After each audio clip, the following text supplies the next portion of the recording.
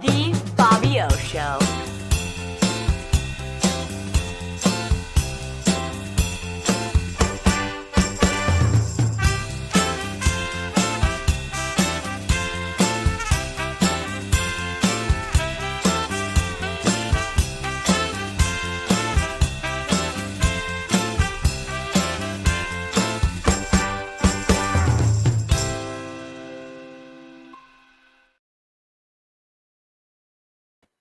Welcome to the Bobby O Show. My name is Bob Opotzner. I'm an attorney with the law firm of Collins and Hannafin in Danbury, Connecticut. I do a great part of my work is in the family law area. And today I have a very special guest who I'm honored to have for her second or third appearance, Rosemarie Ferrante. Although I typically do not do shows about the law, Rosemarie is very knowledgeable in alternative dispute resolution in divorce cases, as am I. And we had a first part of a series of shows on the topic of divorce in this area a few weeks ago, and we're going to have a second showing today. And before I introduce Rosemarie to you again, I want to read to you a statement that is usually recommended by the Ethics Committee of the Bar Association, which is as follows. The information that we are providing to you in this program is general. Legal questions are fact-specific, and seemingly unimportant facts can be outcome determinative in real disputes. Under no circumstances should you assume that the information this program is providing is a viable substitute for legal advice you would receive from an attorney who you engage in for a specific issue. In short, we're providing general information and not legal advice that you can rely upon. And on that note, that somber legalistic context, I'll now introduce to you Rosemarie Ferrante. Hi, Rosemarie. How are you? Hi, Bob. I'm good. How are you doing? I am doing great. The first week after the new administration, I'm doing the best I can do. In event, Rosemarie, why don't you tell us a little about yourself? Even though you did the last time you're on the show, some people may not have seen it. So just tell us a little about yourself and what you do in the law. Yeah, so I've been practicing exclusively family law in Connecticut for over 25 years. My practice is limited to non-adversarial divorce processes for families. So that's divorce mediation and collaborative divorce. I no longer litigate or participate in traditional divorces. And so that's something that we're going to be talking about today. I'm also the president of the Connecticut Council for Non-Adversarial Divorce. We're the statewide organization, professional organization in Connecticut for divorce mediators and collaborative divorce professionals. I'm also a member of that group. And in fact, we had a little webinar recently on SoberLink, which is a topic about some cases you have situations where there's drinking issues. And we won't get into the detail now, but that was presented by CCND, and it was very, very worthwhile program that I learned a lot from. This topic we're going to talk about could be a topic for 10 hours or more in discussion. So boiling it down to my 30-minute show today, I think we should start a little bit about the starting point, and that is deciding whether or not a person is going to consult with an attorney in the divorce area. And I think that's a very important topic to start with, and we'll do it very briefly in that regard. And Rosemarie, why don't you comment a little bit about that topic, and I'll add on after you speak. Okay, sure. So when contemplating divorce, of course, most individuals don't come to that decision overnight. And when people are contemplating divorce, it's important for them to really, think about whether divorce is truly the best path for their family, assess their emotional readiness, financial awareness, ability to communicate with their spouse, and of course, speak to legal professionals. But, I always preface that with the lawyer's office isn't always the first stop. We'll kind of talk about whether mediation, collaborative divorce, or traditional litigation is appropriate for your circumstance. However, with just respect to consultations, individuals should understand that attorneys provide different types of consultations. As a mediator, I meet with couples together to talk to them about mediation, to assess whether mediation is appropriate, and to address what is mediation, what does that look like. So I do a process-oriented consultation with both spouses. I also do talk about collaborative divorce. And so when I'm doing that with two spouses together, I'm not giving any specific legal advice. And some people are really looking for that sort of individual advice in the first instance. And so that's a different type of consultation. So that's probably where you're going to pick up, Bob, right? Right. And don't worry, because the topics that Rosemarie just talked about, we're going to get into more detail. She's just giving you a little bit of an overview. I'll start a little bit earlier in the process, and that is people deciding if they're going to see a lawyer. I realize it's a very important step for someone to make that phone call. And we're not psychologists, but I would call ourselves amateur psychologists, because we have to help people make decisions that they are going to make for themselves. And so when we talk about it, I ask, where are you in the process? Even in the initial phone call, when someone calls to get through my legal assistant to me, I'll ask in a 5 or 10 minute discussion, where are you in the process? Are you someone who wants to file tomorrow? Are you someone who's thinking about it, or you just want the information, or otherwise? And so that process is something that I tell people, that's your decision. If you have a mental health professional you work with, it's for you to talk to the professional about that, because they know more than we as lawyers do. But again, that person cannot decide for you. You must decide for yourself. I also tell in the initial telephone call before the consultation occurs, we do what they call a conflict of interest check, to make sure that there's not a reason why my firm or someone's firm who they may call can or cannot take the case. Let's suppose that the husband had called me 3 weeks ago and the wife calls me today. That's a sensitive issue, because you can't necessarily say, hey, by the way, ma'am, I can't take your case. Your husband called me last week. That's breaking confidentiality. So you have to be very careful in the initial phone call, which both Rosemarie and I take very seriously. And then we go on to the consultation. So I think that brings us, Rosemarie, I think, to where I want to get us. Anything you want to comment about what I just said? No. Mm-mm. Okay. Rosemarie and I could always talk on different topics, and so I take that as a compliment, Rosemarie. I did it right. The next question really is, when you talk to a lawyer, who should you talk to? Right. And invariably, I'm a lot older than Rosemarie, I'm sure.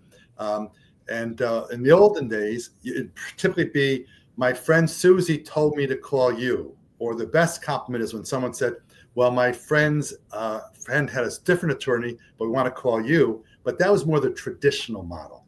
And now that we have different approaches to getting the divorce process, which Rosemarie mentioned, the mediation process, the collaborative process, and the traditional process, those are things that can be spoken about. But those are important things to get information about in your initial conversation. So the question becomes, why did you call me? Or why are you going to choose this lawyer? And I think choosing a lawyer, whether it's the one process or the other, is an important conversation. Do you want to talk about that, Rosemarie, about choosing the lawyer you're going to talk to in a consultation? Mm-hmm. Sure. Oh, there's a little feedback there. It really does depend on your goal for your family and what process you think is going to make the most sense for your family.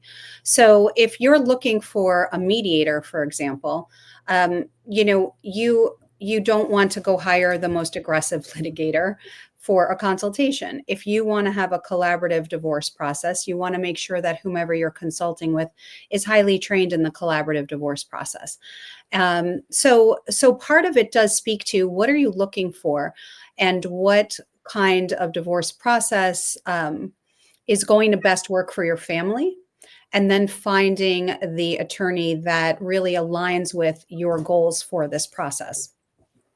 And it's very important, because you have to be trained in different areas. In fact, to be a collaborative attorney, I think a 4-letter word for me, which is not a good word to use, would be, I am collaborative in my divorce process.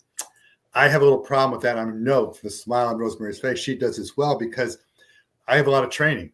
Rosemarie has a lot of training specifically on collaborative. And I think the issue that you should be aware of, those who are watching, considering divorces, is there are at least 3 different methodologies to get a divorce in Connecticut. And by the way, every state's law is different.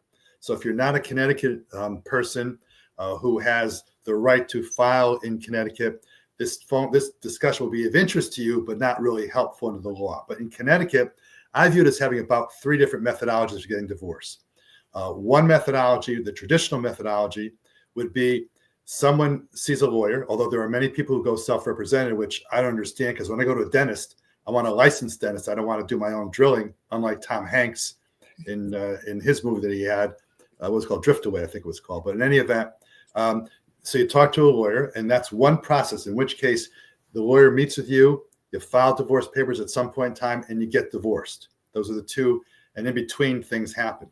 And the other methodologies, there's a distinction as to how people handle it, if it's collaborative, whether you file initially or not, and there's mediation as well. But you got to at least have some process to legitimately and legally get a divorce judgment where the court says you are now divorced. Do you want to talk a little bit about the collaborative process or mediation? Either one, Rosemarie. Sure. And I just want to touch on something you just said because it's so important. Ultimately, no matter what process you pursue, litigation, mediation, or collaborative, ultimately you're going to have a divorce agreement, and it's going to have to get submitted to court, and it's going to have to be approved by a judge for your divorce to be finalized. And so, no matter what process you use, and by the way, even in some of these or two of these processes, and maybe even potentially in litigation, you may never step into the courthouse, but you still need a judge to approve your agreement.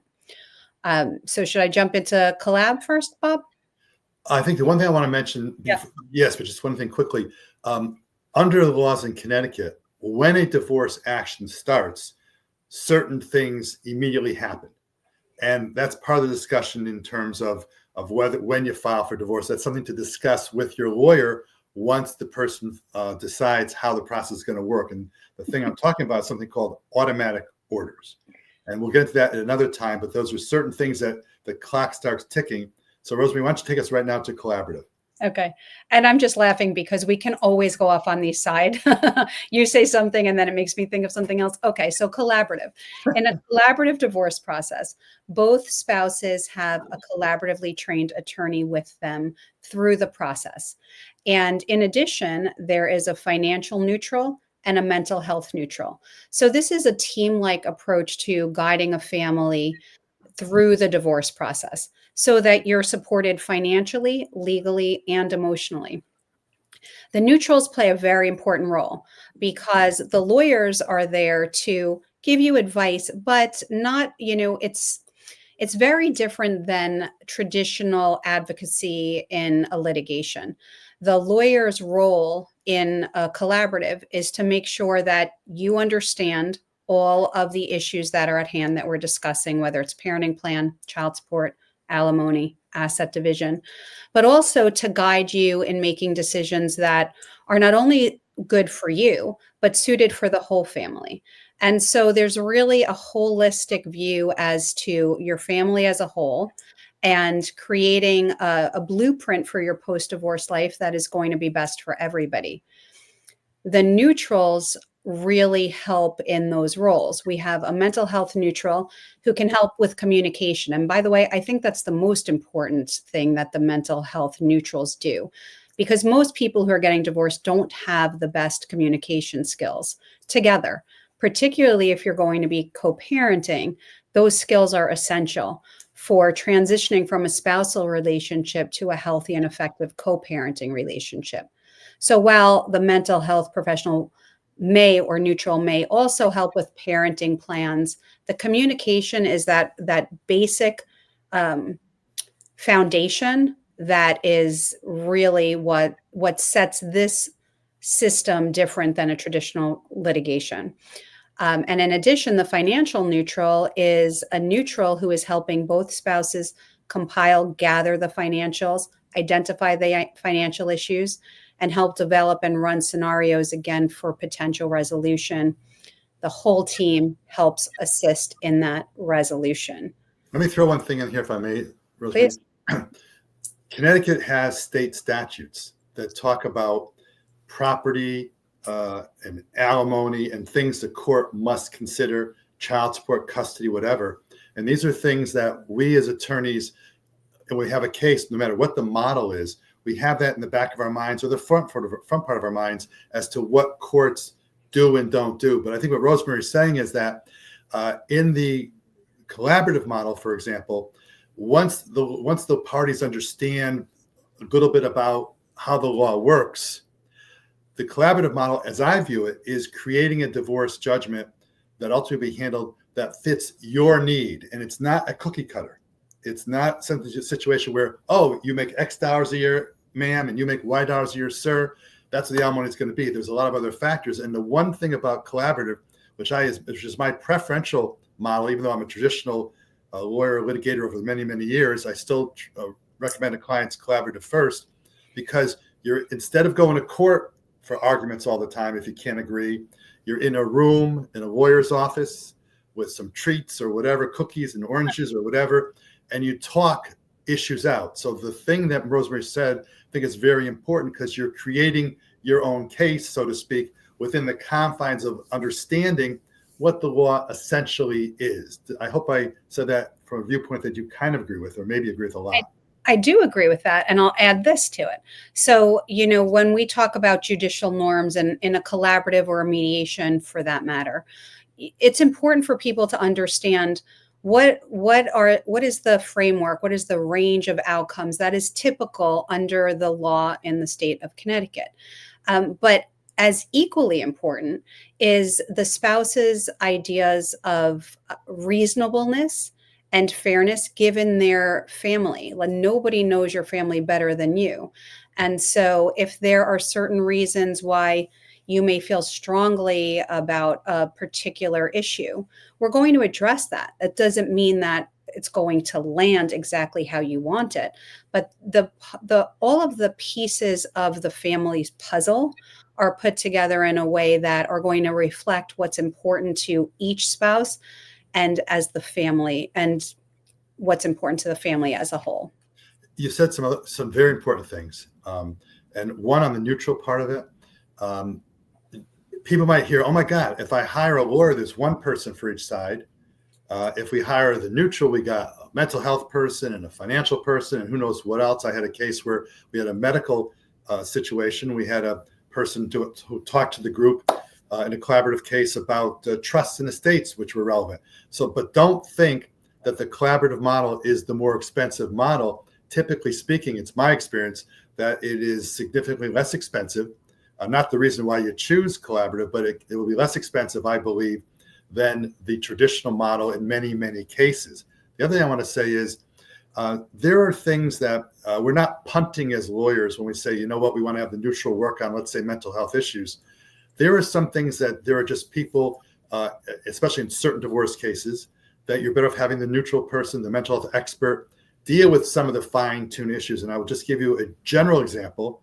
I had a case where, regrettably, the parties had lost a child, a very tragic situation. And the opposing counsel and I, who are professional people who work together professionally, but are also personal friends, and there's nothing wrong with that, because we always have our canons of ethics to worry about. And we both said, I suggested that, you know what, in this case, I don't know if I can handle every collaborative meeting without maybe getting choked up a little bit. We're all human beings. And the other attorney said exactly right. So we brought a mental health person in immediately, and we turned a lot of the discussion over to that person on various topics. We might be talking about who's going to get the picture of the child or this or that, the other thing. And I would turn to our mental health professional, who's going to be on another show down the road with us being Rosemarie and me. And I'd say, you know what? I need for you to take over. And the other attorney said, yes, please take over. So there's a lot of different roles.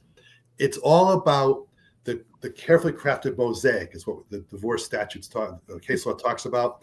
It's us as lawyers knowing there's some things that Bob Potsner is very good at, or Rosemary's very good at. And believe it or not, there's some things I may not be as good at. Can you believe that, Rosemarie? And so therefore, having a mental, I know it's hard to believe, Rosemarie, I know. But having a mental health professional really helps. Comments, please, Rosemarie? Yeah, and so what you were just talking about was how challenging it might have been for you at times. So now we all know how challenging it is for the divorcing couple. This is a highly emotional time. And so putting aside the family dynamic that you just addressed, which is tragic and horrible, in every divorce, or in the majority of divorces, these are not fun conversations to have. And so in a collaborative team, I'm going to take the quote from one of my colleagues who says to spouses, you don't always have to feel collaborative, but the team needs to be collaborative because the team is really what's guiding your family through this process. The conversations aren't going to be easy, they're going to be difficult, and certainly emotions are going to come into many aspects of these conversations that you're having. And so it's really the curating of the team that's going to make the best sense for your family's dynamics. And so, how do you do that? Because you're someone contemplating divorce, your family, and you've agreed or decided together with your spouse that you want to do a collaborative, but then there may be specific issues. You brought up alcohol abuse before with SoberLink. We want to curate the team that's going to work best for the issues in your family. And so the lawyers help the spouses do that together and find the right mental health professional to be able to guide your family in whatever the specific issues are related to your family. Similarly with financials as well. Rosemary, I think you've made a couple of very good points, as you always do. And one is when I was talking about how the attorneys could handle it, I was assuming, of course, that if it's going to be tough for us, imagine what it was like for the clients. And number two situation is the parties know how to push buttons. I mean, if we're married for 20 years, Rosemary, I'm sure you might know the one or two or three buttons that you could push. And the people in a divorce process, they know darn well that if they say X or Y or Z, that it's going to get the other person set off. And it's our job as the attorney in the collaborative process to help get us back onto trying to work the case out, as opposed to the traditional model. If you're having a literal trial, those little buttons are going to be pushed almost on purpose to try to get what you want. So there's a whole different mental set. And I will tell you, as a traditional, I do mostly traditional, but I do a fair amount of collaborative cases. There's a different mental set. And Rosemarie and I, if we had two cases and she used to do traditional models in divorce cases, we could 90% or more of all cases settle anyway. But it's a different, from my perspective, mental set when you have the traditional model, which is going to court periodically, whatever, versus in the collaborative model where we're talking and trying to work things out. I believe it's a different mental set that takes into the process. That's a better mental set. Rosemarie? Yeah, and there's another thing that I see very often in collaborative, which is that moment where spouses know they're going to be okay. Because in the beginning of any divorce process, there's a lot of fear, there's a lot of emotion, maybe betrayal, maybe anger, resentment, all of those things. But it's the fear of the unknown that is really challenging for people. And through this process, with that emotional support from the mental health neutral, as well as the support on understanding the finances, the intricacies, whether there's tax consequences or the myriad of issues related to finances, and then starting to build the blocks for your post-divorce life, there's a moment where people feel at ease, typically and then they're better able to make these decisions that are going to have long-standing effects for their family, long-standing ramifications. I love to see spouses who are so heightened in the beginning really transition into learning how to be healthy co-parents, because we're not all taught how to unravel a spousal relationship and rebuild a healthy co-parenting relationship. And that's really where those mental health neutrals like Bob and I might have learned a trick or two that we can share with our clients. And I've lived it personally, so I can also speak from that piece of it.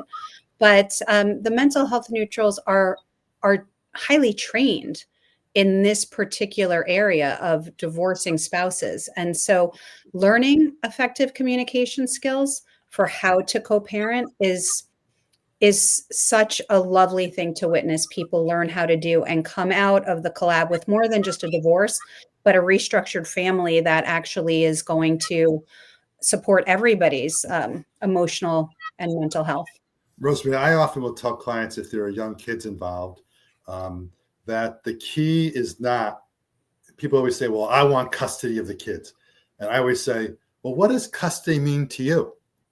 And they'll talk about where the kid lives. I said, well, wait a minute. What about making the important decisions? And we have in Connecticut, we can't get into that today, but joint legal custody, joint custody, there's different kind of custodial arrangements.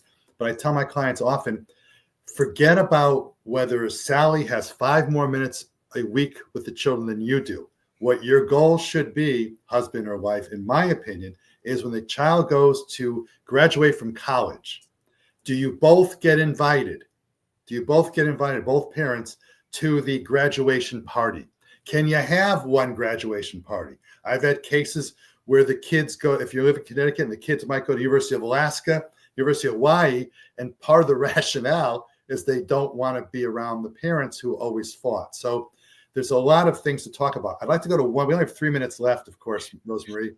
So I want to get to mediation just a little bit. And the mediation process typically only has one lawyer for both people. I don't do pure mediation. The mediation I do is if there's 2 lawyers who need help in resolving several issues, but Rosemarie does it with 2 people and herself. And in that mediation process, there's something called review counsel. And I think just a real quick touch about the fact that once the agreement is reached, the mediation process, each party should have a review counsel. And there are different approaches to what the review counsel does. You have 1 minute, Rosemarie, on that topic. There's not enough time. Well, as a mediator, even though I'm an attorney, I cannot give independent legal advice. I will just tell everybody right now, CC&D just revised our standards for review counsel. There's a great article. We should do a whole show on review counsel. We will. It's important for each spouse to make sure that they do have any legal advice, information, and resources they need to make good decisions in a mediation process. I sometimes, you may not like this, Rosemarie, but I'll get a phone call from someone who's considering their options. And it seems to me that mediation might be an approach to take, but I will give them a full consult so they understand the law. It's important to know what the law is going to be. And the review counsel, there's really, in my view, I haven't read your new novella on that topic. Thank you, please. But there's one type of review counsel, which is, okay, sir or ma'am, tell me what the deal is. I haven't write it out. This is what you think you got in the document. I'll read the document to make sure that it says what you think your deal is. That's my preferential review counsel. And I have different retainer letters that explain what I do. The other kind of review counsel I don't like is, I'd like you to please review this divorce case and should I do this deal? And I typically would say, no, I won't do that. Not because I'm being nasty, but I haven't lived, let's suppose you had 5 to 10 sessions of mediation. I'm not going to review everything and break it up because that's not my job. And I often will put in my retainer letter, if it's going to be, if I do take a case where someone wants does this document say what I think it's supposed to say? I'll put in there, and in this document review, I did not say whether it's a good deal or a bad deal. You have 30 seconds on that, Rosemarie. I'm gonna punt that for another show. Okay. I hope that doesn't mean you disagree with me too much. No, I don't disagree. There's just too much to talk about. Okay.